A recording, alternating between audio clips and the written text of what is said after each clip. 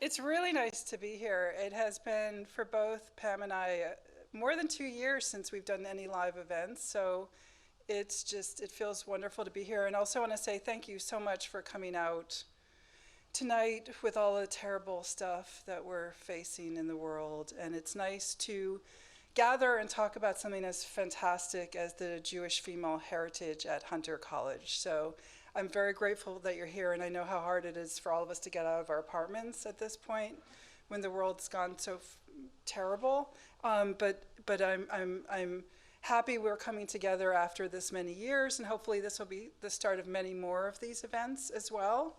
And I also want to thank the Roosevelt House for hosting us, and Harold Holzer, who was very excited about this program, though he's out of the state tonight, as well as the President's Office, who has sponsored this.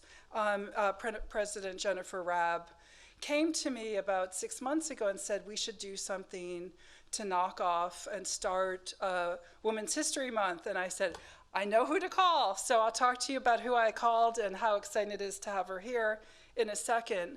But the reason we're doing this is because we're coming into Women's History Month. And with Women's History Month, you have to talk about Hunter College, particularly about the Jewish heritage of Hunter College. So I was thinking today about Hunter College and the Jewish women's heritage, and I was teaching a course for the honors program, the Thomas Hunter Honors Program today, and I'm teaching a class on Jewish soldiers of World War II, which has to do with my most recent book. And as I looked at the audience of my students, 25 students, I realized that every single student in my class is either the child of an immigrant or the first in college. And as I looked around, and this includes a number of Jewish students in the class, though the reality of who Jewish women at Hunter is now the children of immigrants, it might be the children of Iranian Jews or Syrian Jews or Russian Jews, rather than 60 years ago if it was, Polish Jews. But as I was looking at my students and being overwhelmed with how extraordinary they are and how hard they work and how they all have a couple of jobs on the side and they're taking care of their families and they're working so hard and they're so grateful to be at Hunter, I remembered again that Hunter is absolutely the American dream personified. The way it was 50 years ago for Jewish women at Hunter, it's the same way for my students right now, and the same way for our Jewish students as well. It's the way that people get these extraordinary educations and find a way to move into the middle classes often.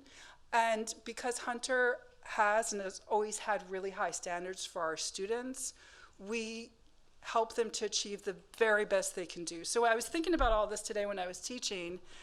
And I remember when I applied for the job here, I had an interview with President Rabb, and she said, why do you want to come to Hunter? Because I had this great job in Australia. I could see the ocean out my window. It was a research professorship. I had no teaching requirements.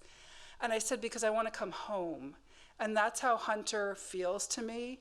And I quite honestly, I say this to people all the time, but it's the God's honest truth. I always feel like I won the lottery getting to be here. Seriously, there's nowhere better than, and our students are just so extraordinary. Part of the reason when I talked to President Rabb about my sense that I was coming home to Hunter was because of the legacy of Jewish women, which is also part of my family was part of that legacy as well. And our speaker and I talked about who she's going to talk about today. And I said, I have someone I want to make sure you talk about, but I'll mention her now as I do my introductory remarks. So my own sort of member of the family was my great aunt, Judith Vladeck. And she graduated from Hunter in 1954. She married my great uncle, Stephen Vladeck, and my great grandfather was Baruch Charney Vladeck, who was a well-known Jewish socialist in New York. And after she got her degree from Hunter, she decided that she would use what she used here to first to take on Wall Street, which she tried to do, and then to fight for women's rights. And Judith Vladeck started to trace the pay disparities of faculty at CUNY. And in the 1970s, she won the largest lawsuit on behalf of women scholars in American history to make sure that there was no more disparity in pay. So she was on the front lines of fighting for women's equality in this country. And this was followed by a whole slew of lawsuits she did against different organizations who weren't paying women the same as they were paying their men. And that became sort of her story, but her story grew directly out of her training and background and the opportunities she was given here at Hunter. One other Hunter person I want to mention, because she's had such a big impact on the Jewish Studies program, is Eva Cooper.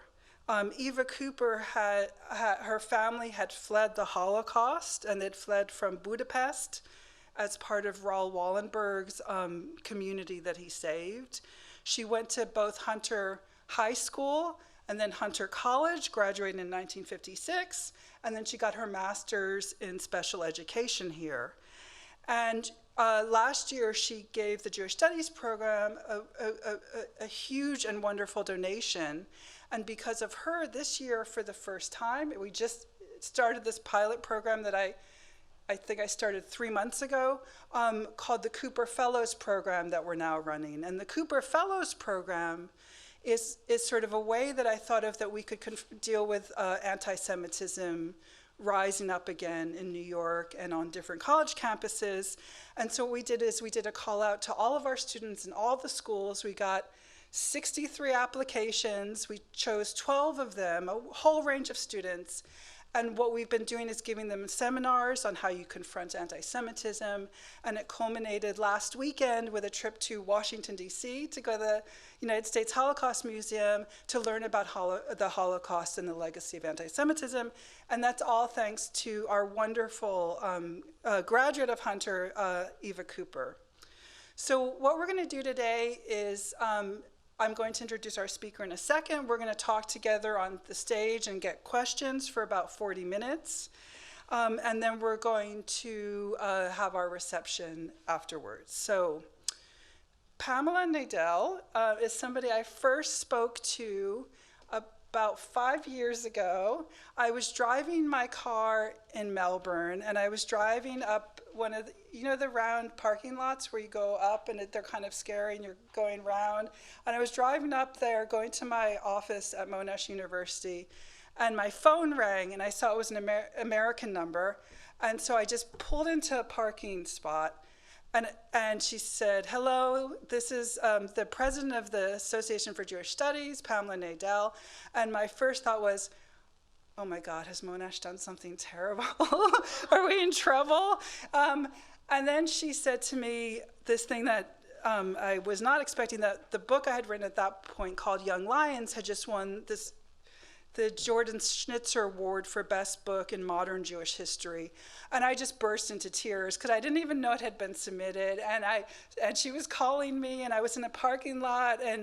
But since that beautiful moment in my life, we've been in touch. We were talking. I think we've met a few times at conferences.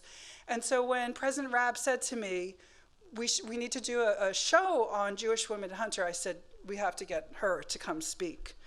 So I will introduce her now. Professor Pamela Nadel holds the Patrick Clanenden Chair in Women's and Gender History at American University, where she directs the Jewish Studies program and received the university's highest award, the Scholar Teacher of the Year.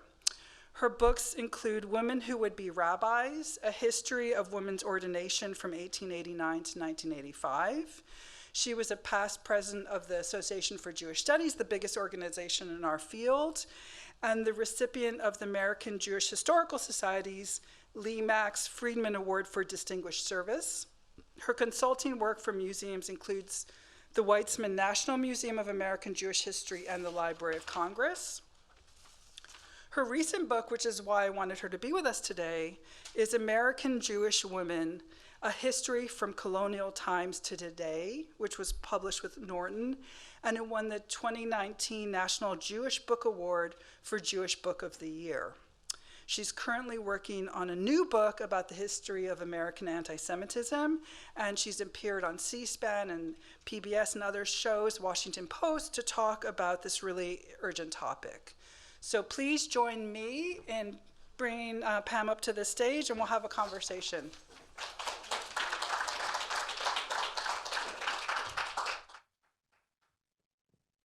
Thank you so much for that wonderful introduction. And before we start to talk, I'm going to put a plug for your wonderful book, X Troop. If you want to read about commandos in World War II, you need to read Leah Garrett's most recent book. Thank you. You're welcome. So we're going to do a discussion for a bit, and then we'll open it up for questions and comments as well. And we have a really large Zoom audience, so hello, Zoom audience. And hopefully we'll see you in person at some point. Also including Professor Robert Seltzer, who I just wanted to say hello to, because he really started the whole program in a hugely important way going at Hunter College. So before we dive into Hunter Jewish women's history, can you talk about your book, American Jewish Women, and tell us about your discoveries there and what you wrote about? Right. So part of the reason I wanted to join everybody tonight is because after your wonderful invitation came, I realized, well, there's so much about Hunter women in that book. So in America's Jewish Women, I focused on a history actually from colonial times down until virtually the very present. And I was really interested in Jewish women who became activists.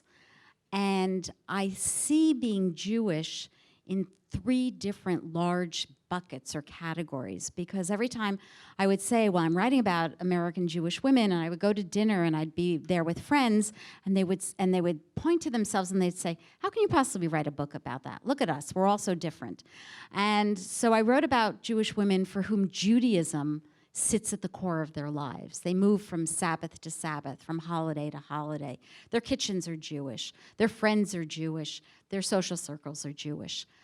But there's an enormous swath of America's Jewish women for whom Jewishness is much more at the center of their lives. So it doesn't mean that they move from Sabbath to Sabbath, but it might be more likely for them to move from Passover to Passover or from Hanukkah to Hanukkah. But being Jewish determined so much about who they were. It determined where they could live, who they would marry, and it also determined how much education they got. Because we know that for more than a century, Jewish women have been disproportionately better educated than the rest of America's women. And Hunter played a major role in that. So that was really something that drew me. And I will just briefly tell you about the third category, and that is there's an enormous swath of American Jewish women for whom being Jewish just didn't really matter that much. And it mattered so little that sometimes they would find themselves in situations where people would all of a sudden realize they were Jewish and they would call them out on it. And so that's my third category in that book. Thank you. So the book didn't specifically talk about Hunter women. So what made you want to come and sort of have a discussion that was going beyond the sort of focus topic of the book about Hunter women? Right. So first of all, I should say, why did I decide to do this? I had to do all this research. But then I was really pulled in. And when I looked, I found that there are so many women who actually went to Hunter or had experiences at Hunter that I ended up writing about, because for much of the time that I was writing, the people who were appearing in this book, the New York Jewish community comprised half of all the Jews in the United States. So I want to mention just 2. I assume you know this. Hunter was founded in 1870. And it was founded as a normal school, a school for training teachers. And its very first Jewish graduate was named Julia Richman. And, right, okay, I see recognition, right? So she graduated in 1872. And she was born in Manhattan in 1855. She comes from, this Central European background. And so she ends up, when she's 12, and this actually ended up appearing in the book. When she's 11, she wrote, I am not pretty, and I am not going to marry, but before I die, all New York will know my name.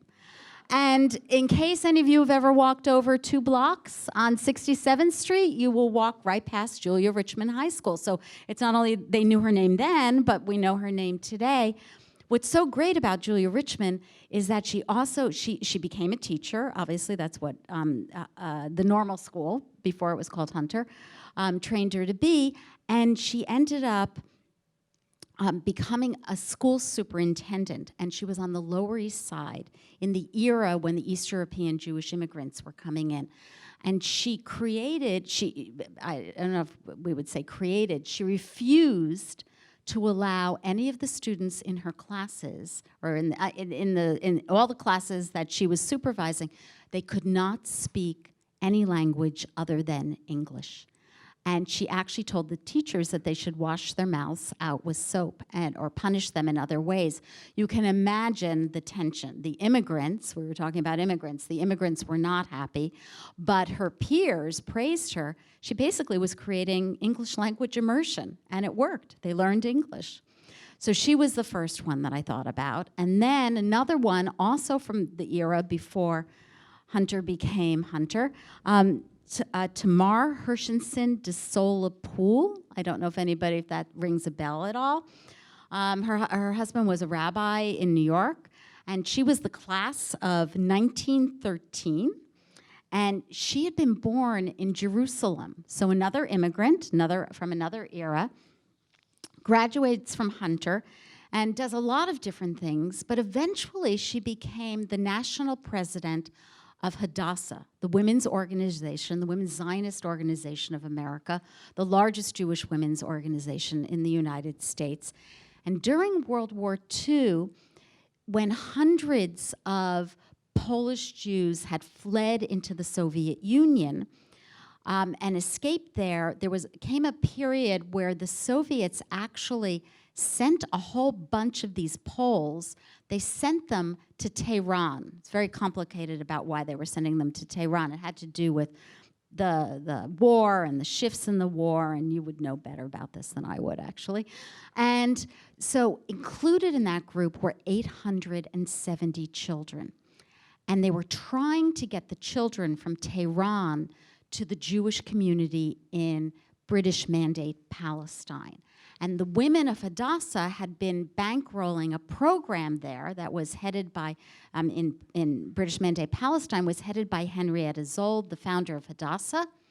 And they can't get transportation for the children because there's all sorts of problems traveling through the different countries. And Tamar de Solapool was part of a triumvirate of American Jewish women who were advocating for these children, and obviously there were other Jewish organizations.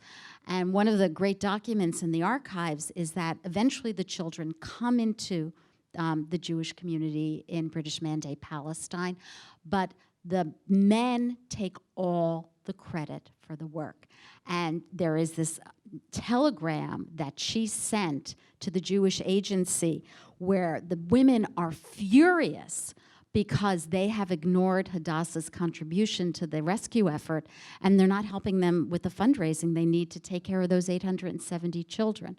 So those are just two of your early grads. Thank you. So we're going to talk about some of the more well-known Hunter alumni in a second, but first we're going to talk about those who were considered the subway scholars, the sort of working class women who didn't become famous, but who worked hard at Hunter, made crucial contributions to their family and to the lives in New York, particularly during a time period when women were supposed to be more defined by marriage, but there were all these Jewish women at Hunter. So if you could talk broadly for a bit about this, group of women and what it was that we need to know about them historically. Right, before we talk about some of the famous ones. So Hunter starts out as a normal school. It's renamed, I think it's maybe 1914, 1915, for Thomas Hunter, the first president. And the path to success is to become a teacher, right? I mean, that's, what are the options open to women in the beginning of the 20th century when this happens? And so I really relied on the work of a scholar named Ruth Jackno Markowitz. She wrote this great book called My Daughter the Teacher. The setup is that a mother is pushing her two children, and she introduces them to a neighbor, and she says, you know, this one is my son, the doctor, this one is my daughter, the teacher, but they're like 3 and 4 years old in the baby carriage. So what we know about teachers in New York is that from the interwar period, so the 1920s, until well after World War II, the majority of the teachers in the New York City public schools were Jewish women. And they were Jewish women because they went to Hunter College and also Brooklyn College. And in those years, in the 20s and 30s, I want you to understand how difficult it was to become a teacher. So for example, in the 20s, even when the New York City school population is growing, about half of the teachers who graduated from Hunter failed their licensing exams. By the time we get to the 1930s and we get to the Great Depression, we're looking at, in 1934, only 5% of all the applicants to become a licensed teacher, only 5% were succeeded because there's just no more room for the teachers. So the other thing that enabled Jewish women to become teachers is that New York State was really different. You may not know this, but in most states, when a woman got pregnant, she got fired. She couldn't stay in the classroom. But there was some really kind of smart judge in New York, and he wrote, and I'm actually going to read this quote because it's great. He said in 1913 in a lawsuit when somebody sued so she wouldn't get fired, he said, if she cannot be removed because of her marriage, she cannot be removed because of an act that is a natural incident of her marriage. And New York State permits women with children to teach and permits them, they were actually supposed to resign their jobs the minute they began to show. But, you know, let's be honest, a lot of women don't show for a long time. So they had to stop teaching when the baby was very young, when they were showing, when the baby was very young. But after 2 years, their position was held open for them. And so these Jewish women, they return to the classroom. They have the baby, they leave the baby with their mother or mother-in-law or an aunt or a sister, and they go back to work. And the stunning thing about this is I want you to think about what it means to enter the middle class. This is an observation made by Columbia University professor Rebecca Kobrin. In the 20s and 30s, Jewish men who want to move into the professions and move easily into the middle class, their quotas in dental school, in medical school, in law school, they can't get into school, and their options are really limited. But Jewish women can become teachers, and they become professionals, they move into the middle class, and so Jewish mothers told their sons, marry a teacher. She's always gonna earn a good living. It's a great line. And why do you think it was particularly that with all the different schools that we had in New York City, including the Ivy Leagues, Right. what was it about Hunter that you think ended up, you know, appealing so much to this population of Jewish women? It was free. I mean, this is why Hunter is so critical. So on your website, or your alumni association has a website of their archive, and they have a list there of famous Hunter alumni, and it's alumni. It's like male and female, but honestly, most of it is female. And when you think about going to Hunter, so first of all, if you're going to school, and that's why they're called Subway Scholars, they're living at home, they come to school, they can't be earning that much money, but they're managing somewhat to pay their way. I'll talk about somebody a little bit later. I'll talk about some of the jobs that she would have held. But they could afford to go to Hunter. And I have a very kind of personal connection to this. I didn't grow up in New York City. I grew up across the Hudson in New Jersey. And so I went to Douglass College, which was the women's division of Rutgers University. And in the 20s and 30s, when it was called the New Jersey College for Women, its founding dean, a woman named Marjorie Douglas, was clearly anti-Semitic. She actually, she began, in the 20s, the United States starts, the private colleges begin implementing quotas. Columbia, Barnard, I don't know if Barnard actually had a quota, but so many schools had quotas. The private schools could do that. And Douglas, the New Jersey College of Women, and Rutgers, they were public-private partner schools then, so they could institute this. And so she said that she began applying subjective admissions criteria after the entrance certificate giving grades in class had not shut out the undesirables.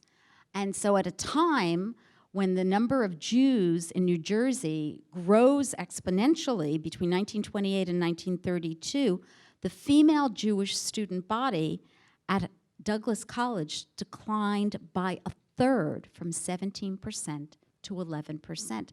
And I'm not the person who's done the original research on this, but I've read the articles about it, and they describe faculty saying she would never have a faculty member who was a member of the Jewish race.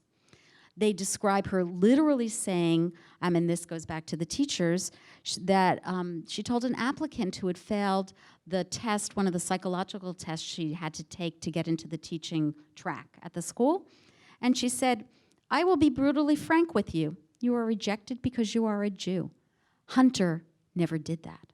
And so when you think about the remarkable success of America's Jewish women, were it not for Hunter, we wouldn't have that.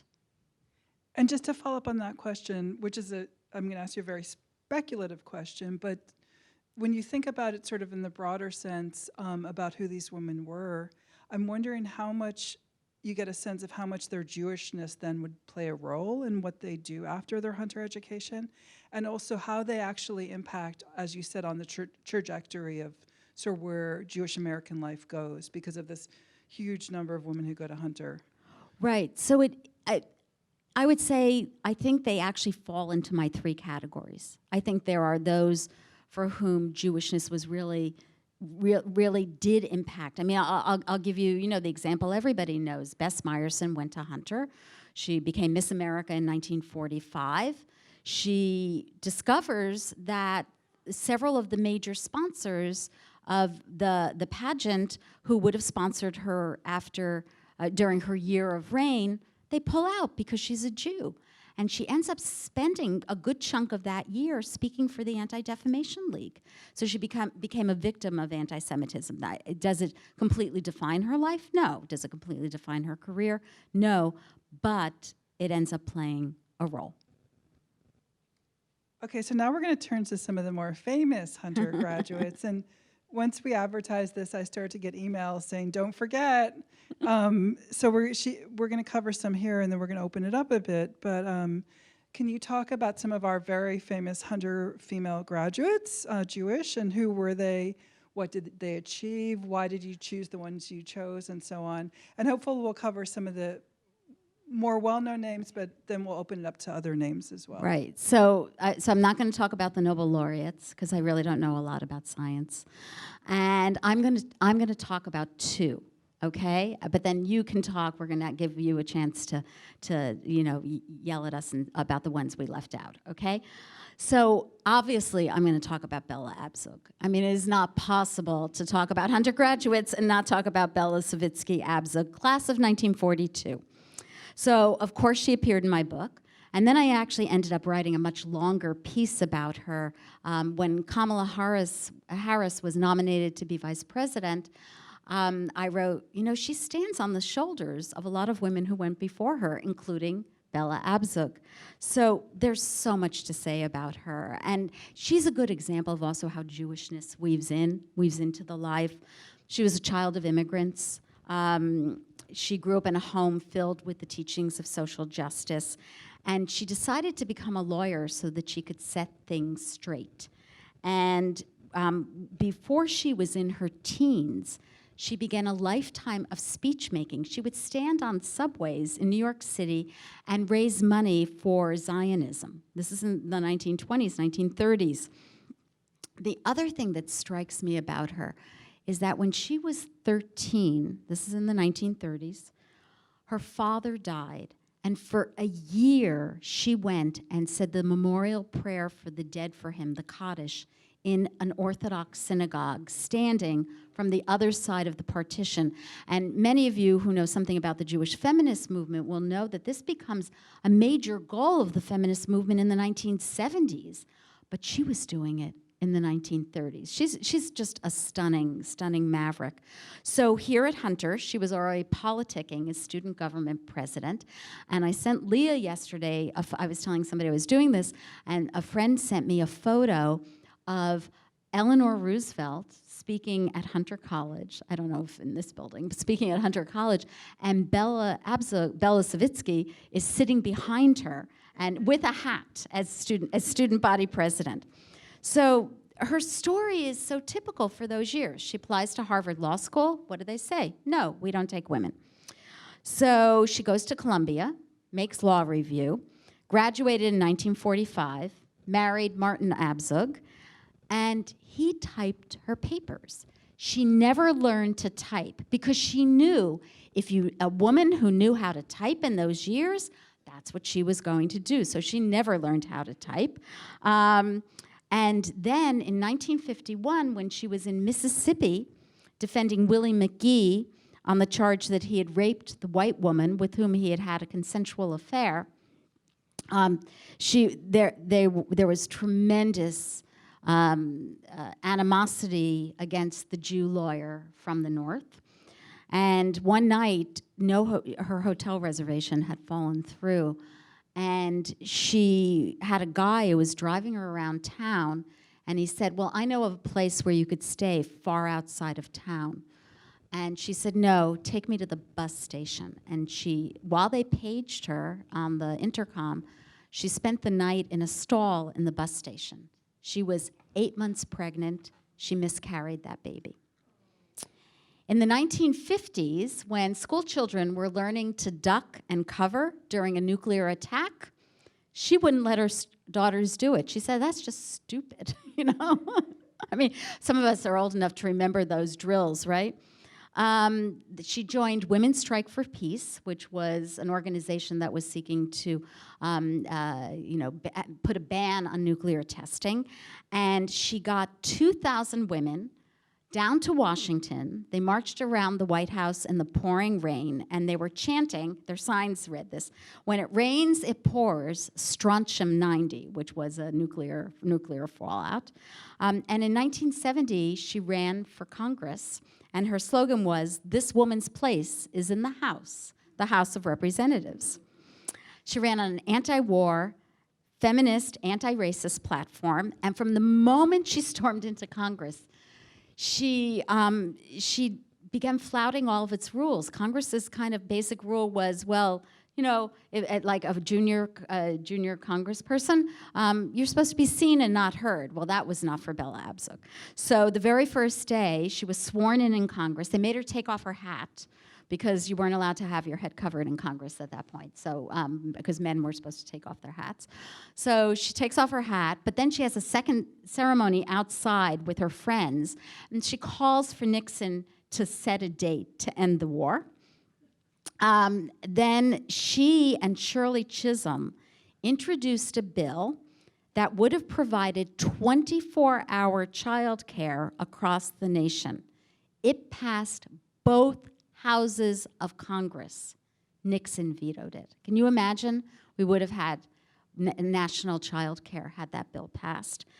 And then as the opposition to the war was heating up at home, on May 3rd, 1971, tear gas was fogging Washington streets and military helicopters were roaring overhead. 7,000 anti-war demonstrators were arrested and sent to RFK Stadium. And by the way, in the dragnet, they also included a couple that was just walking out. They were getting married. They were not protesting. And she jumped aboard, she's so chutzpahdik. She jumped aboard a traffic reporter's helicopter, went out to RFK to see for herself how, in her words, the Constitution had been suspended. She called RFK Stadium a concentration camp.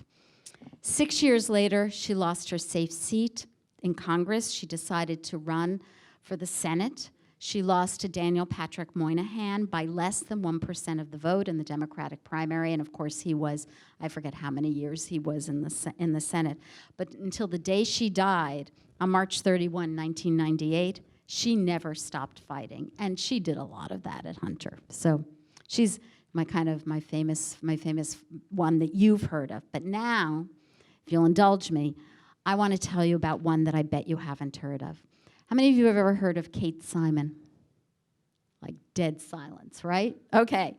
So she's why I accepted your invitation.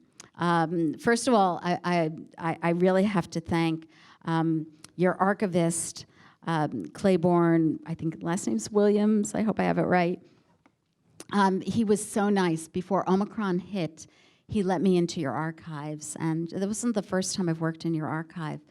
And I looked at some of her papers. So she got a BA at Hunter, class of 1937, but she was a student here earlier in the 20s, late 20s and early 30s, because she was a student during Prohibition. She came back to Hunter on the faculty. I don't know exactly what year. And she actually also got an honorary doctorate from Hunter. So you've never heard of her, but she published 3 of the most stunning volumes of memoirs that I have ever read. The first one, Bronx Primitive, appeared in 1982, and then she published A Wider World, and then she published Etchings in an Hourglass. And before that, she had become this bohemian. So she was living with a man. She couldn't marry him. They were living also with his parents, by the way, in the 20s. They couldn't get married because his wife wouldn't divorce him, but she had a child with him. And she had at least 3 abortions. By the way, she tells us that her mother had 13 in one of the books. She had numerous lovers before and after. And this bohemian goes on to this luminous career as a famous travel writer. And Bronx Primitive was nominated for a National Books Critics Circle Award. So if you will indulge me, I want to read you the opening paragraph of A Wider World. I want you to hear her voice, and then I want to tell you more about her. The child is a 4-year-old immigrant, a vessel of apprehension and hope, sped along the Ellis Island bundles and beards and shawls by her mother, who is carrying in her arms the little boy. The boy must be carried because he is crippled by rickets. There, at the gate to America, stands the tall, handsome father, whose mouth, the girl says, is sweet after he kisses her and hands her a piece of the chocolate he is eating. And I hope you can hear the evocative language that just pulls you into her stories. So the reason I wanted to talk about her is that in the book that those sentences introduce, A Wider World, she writes about Hunter College in the 20s and 30s. And so we learn so much about those years, and it's here that we learn what it meant to be a student. So she's poor. She can't go to any other school, but she has to work while she's going to school. And listen to some of the jobs that she had. Saturdays, she worked at Woolworth's. I don't know if you know what Woolworth's was, but it was a 5 and dime store. Afternoon part-time librarian, grandmother babysitter, not for her grandmother, for somebody else's. She lived in a school to help odd, and then she put in parentheses, not disturbed children. At night and weekends. She was an au pair. She was a camp counselor. She had one job where she was setting rhinestones and 5 and dime ornaments. She taught English to foreigners, and as she wrote piano to tuneless children.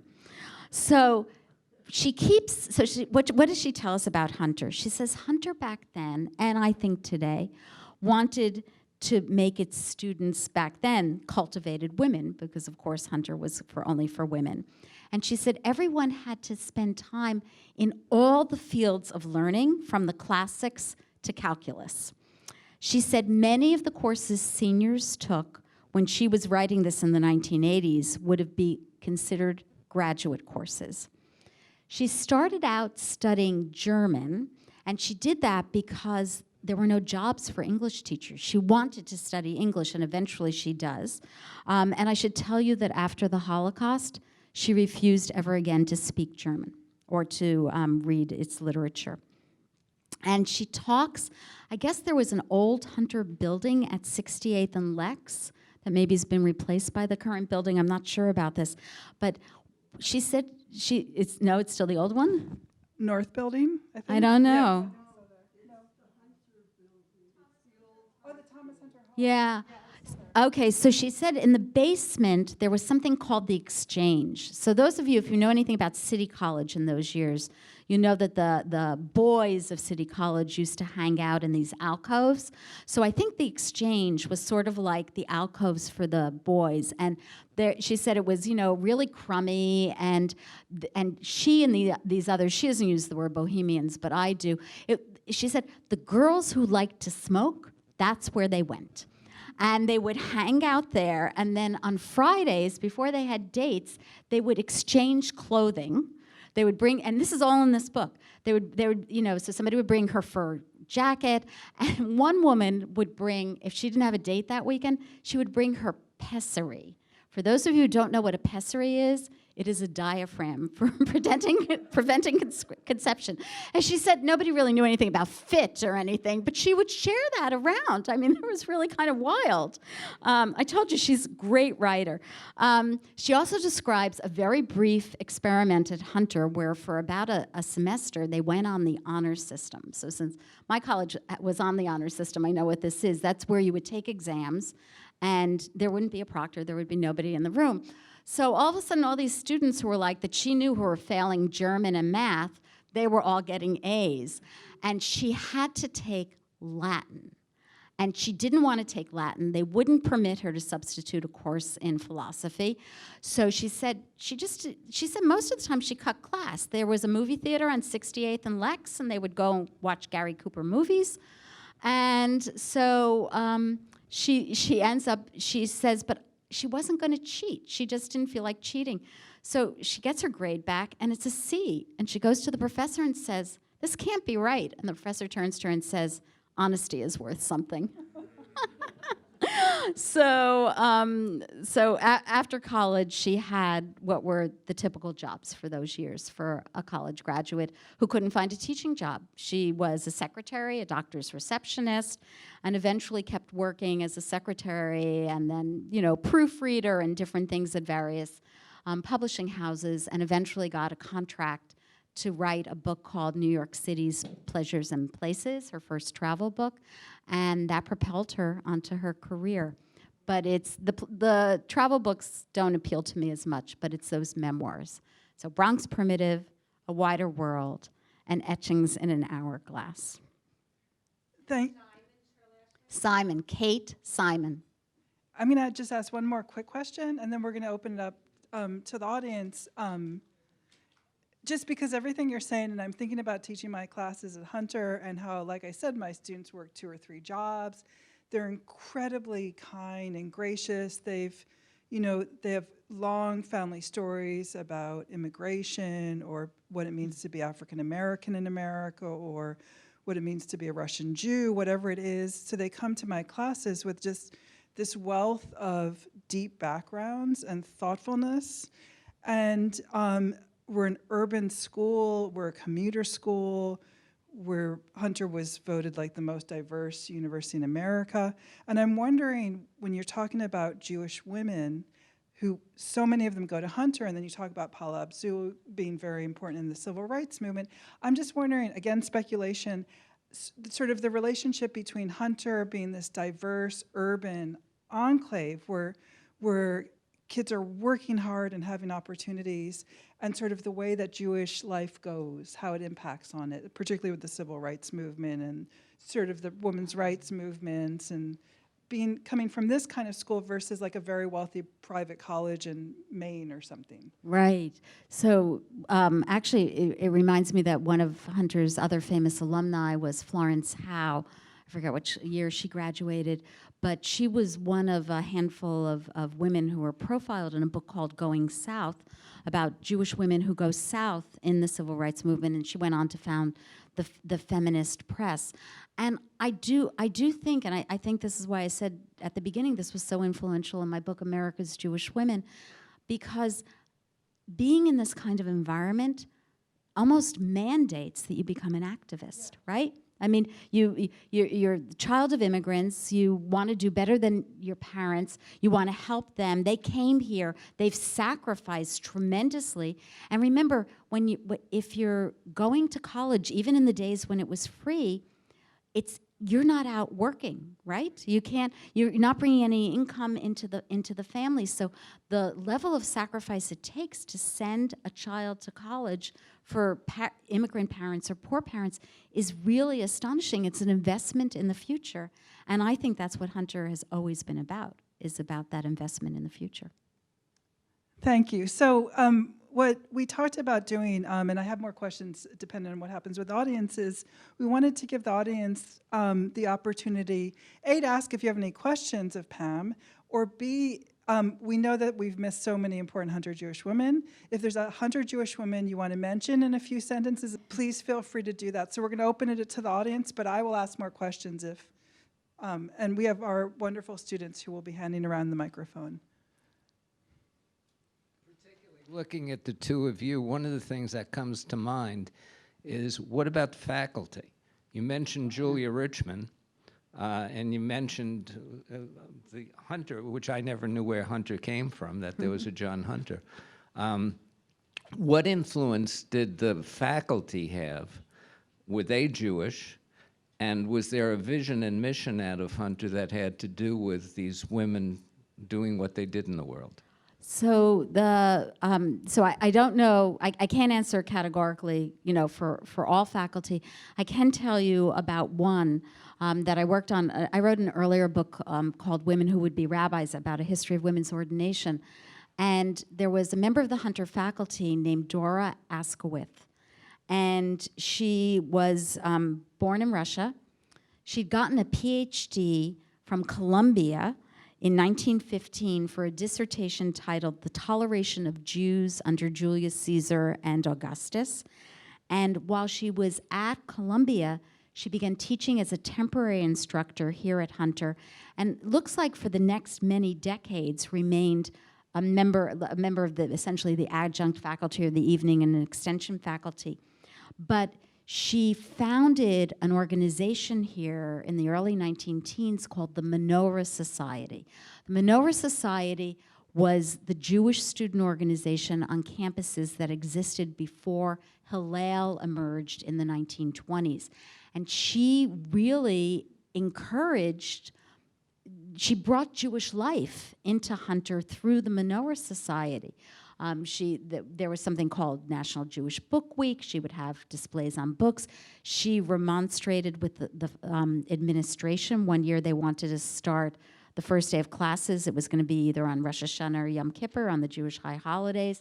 And so she was standing up for them that way. And the reason she came to my attention is that in the late 1920s and 1930s, she studied at a rabbinical seminary in New York and tried to become a rabbi. And she's one of these early pioneers of changing roles for women. And what's really outrageous is that one member of the faculty wrote in her file that she was a poor student, which I found very, very hard to believe.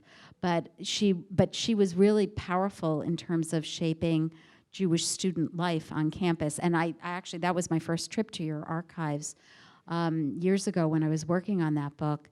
And I just want to say that the other thing is that, remember, at the women's colleges, most of the faculty were female. And in those years, that just didn't happen. So a woman who managed to get a PhD, her best chances of getting a job would have been at Hunter or at one of the other women's colleges. And I just don't know about other Hunter faculty, but it's a great question. And I'll just say something as Jewish women faculty at Hunter, totally anecdotal, and I've taught at a lot of places, have had sabbaticals at a lot of places. far and away the place I felt most comfortable being Jewish on campus is Hunter. I don't know if it's New York City. I don't know if it's because we have the great President Raab who supports everything we do and our dean. But it's just an incredibly comfortably Jewish feeling there. And I hadn't experienced that till I came to Hunter. I felt more like other places I was the other. Here I'm like the center or something, so. Other questions or comments?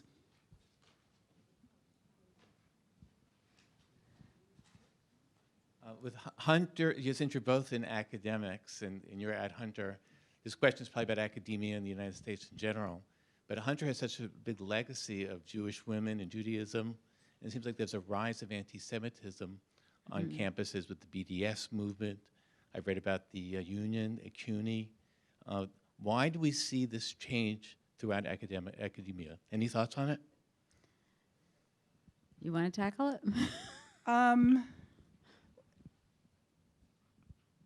Hunter administration could not be more supportive. I had to sort of do a public resignation from the union that I published in the foreword, which you can look at about that stuff. I feel like with the rise that's happening, the best place for people like me is at Hunter because we have so much support. But I'm going to pass it over to Pamela because she's working on this now, and I don't want to. If you want to, or not. No. I mean, this is the topic that we all are talking about and thinking about these days. Anti-Semitism is rising around the world, and so whenever it is risen around the world, it also rises in the United States.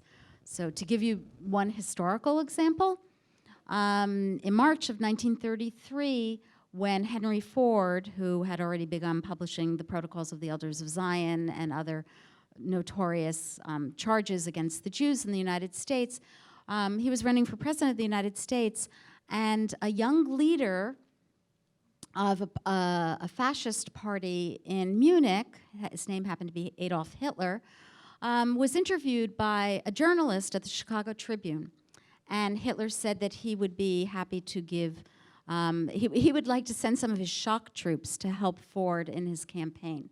So you can find that article from March 1933. That's before Hitler stages his Beerhole Putsch in November of 1933.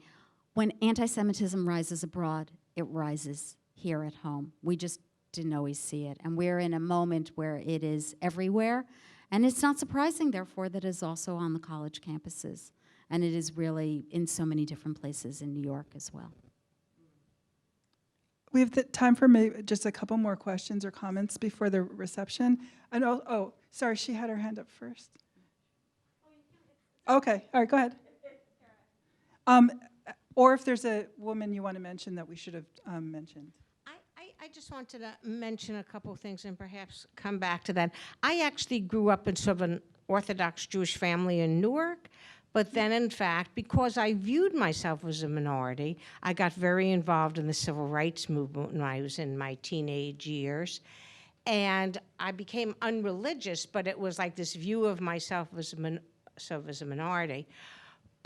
And later, I probably know more African American history in Newark because I was interested, but more recently found out that the section where I grew up, Wequahic, which resisted suburbanization for decades after most Jews were sort of fleeing the city, was because there was so much anti-Semitism in the New Jersey suburbs. But I guess what I wanted to ask is, to me, that was a very positive part of sort of my life. And I know I'm curious in terms when you talked about the demographic at Hunter now, that I think it's a mixed bag. I think, in a fortunate way, a lot of Jewish people became wealthy. Their kids don't view themselves as part of that history and don't view themselves as identifying as people struggling now. And so it seems to me that gap is also caused by that's not inculcated as opposed to sort of like, more get into other stuff. So I think it's I myself wouldn't necessarily view BDS as anti-Semitic, but there's a whole gap, I think, in terms the way Jews are seen now compared to, I was just wondering your views on that. And I think we should get the last question. Yeah, and that then would be we'll- great. we'll- Yeah, and then we can respond to both. yeah. Hi, thank you so much for having this talk. And I'm a current Jewish student at Hunter College, and I was curious. I've noticed that the Jewish community on campus is very politically diverse, and that seems to diverge from the Jewish community in the early 20th century. But I wanted to ask about, I suppose, the diversity of the Jewish community in political terms during that time period, because I'm aware of, the history of the Jewish community on the left, but I'm not sure whether or not it was as homogenous as I'm understanding it to be. Right. So, so New York Jews, especially in this earlier period, the 20s and 30s, and I mean, by the 30s, they're firmly ensconced, or almost firmly ensconced, in the politics of the Democratic Party. But before then, there are a lot of them who are socialists and also communists, and so their politics are on the left. So it's actually pretty diverse, and it was surely diverse here at Hunter in those years as well, because it was, I don't know the Hunter case, but I know the case at City College, that the socialists had their alcove and the communists had their alcove, and the Democrats, social democrats would have had their own alcove. So I think the diversity that you're seeing today is a kind of legacy of that. Jews are not one community, right? They are incredibly diverse people. I do just want to respond also about Week Wake, which was my father's alma mater, and also Philip Roth's alma mater. And there is a fabulous book about the class of, I think, maybe 1958, New Jersey Dreaming. Yeah. That Week Wake, I mean, if anything, Week Wake was more homogenous, because like 90% of that suburb in Newark was comprised of Jews. It was like a little, yeah, it eventually changes, but it was like a little shtetl. And also to respond to your question about the diversity on campus now, so Hunter always reflects the immigration waves of New York City. So currently, I would say a large majority of my students are from Middle Eastern countries, Syrian Jews, Iranian Jews, and we have a lot of kids of Russian immigrants as well. So the diversity has to do, I think, often with the diversity of that community from which they're sort of embedded right now in Brooklyn or in Queens or whatever it may be. And that's, that's sort of Hunter's great thing, which is it always reflects what's happening in the city. And so that's what you're seeing on campus now, I reckon as well. So we have to wrap up because there is a reception waiting for us on the first floor. So we'll join all of you there, and you can ask any other questions you have as well of us. Thank you. Thank you very much, everyone.